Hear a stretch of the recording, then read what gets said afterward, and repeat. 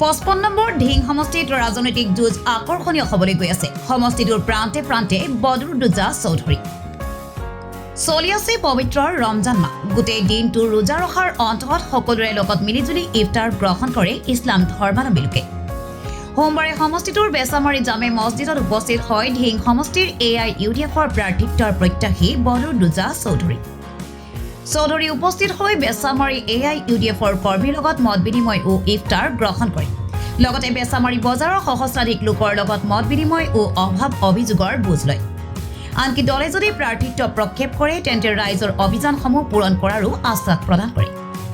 পূৰ্বতেও ঢিং সমষ্টিটো AIUDFৰ দখলত আছিল, গতিকে ঢিং সমষ্টিৰ পৰা বিনা প্ৰতিদ্বন্দ্বিতাৰে জয়ী হোৱাৰ প্ৰণ್ বদৰুদ্দোজা চৌধুৰী। চৌধুৰীৰ আগমনে সংখ্যালঘু ৰাইজৰ আশা আকাংক্ষাৰ দুগুণে বৃদ্ধি পাইছে।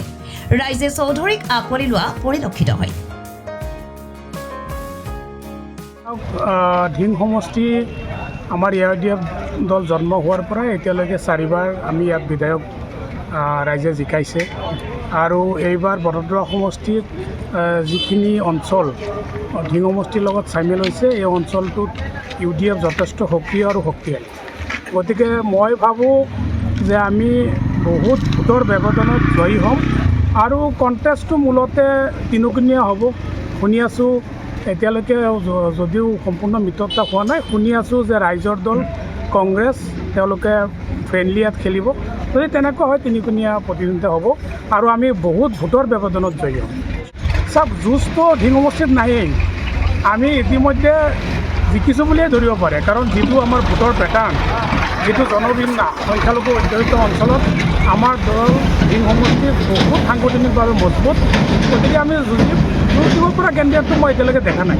বহুত সঁহাৰি পাইছোঁ, ৰাইজে বহুত মৰম কৰিছে, আশীৰ্বাদ দিছে। আপোনালোকেও দোৱা কৰিব ইনশাল্লাহ। আচলতে ৰমজান মাহ পবিত্ৰ মাহ, ইফতাৰৰ সময়ত দোৱা কবুল হয় বুলি আলিমসকলে কয়। গতিকে এই বিশেষ মুহূৰ্তত মই দোৱা বিচাৰি প্ৰতিটো মছজিদে মছজিদে য'ত খানকা আছে মই ৰাইজৰ ওচৰত আহিছোঁ, দোৱাৰ প্ৰাৰ্থী হৈছোঁ। নগাঁৱৰ পৰা আহিয়া আহমেদ, ৰিপৰ্ট 24 অসম।